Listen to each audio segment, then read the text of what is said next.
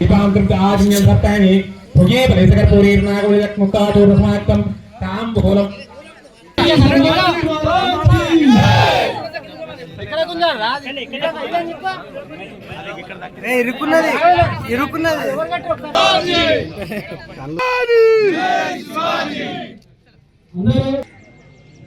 ఈరోజు ఛత్రపతి శివాజీ గారి యొక్క జయంతి.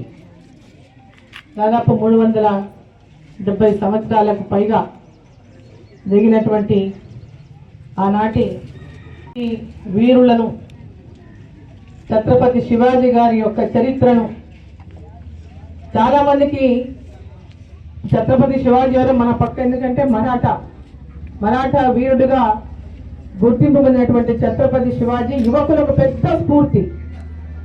యువకులకు అందరికీ కూడా చాలా పెద్ద స్ఫూర్తి. వారి చరిత్ర తెలుసుకున్నవారు, వారి గురించి అన్ని రకాలుగా చరిత్రను చదివిన వాళ్ళు, వారిని అభిమానించకుండా ఉండలేనటువంటి వారు. ఈరోజు అంత గొప్ప వీరునికి కూడా చాలా మంది మనకి చరిత్ర పుస్తకాల చరిత్ర లేకుండా పోతున్నాయి.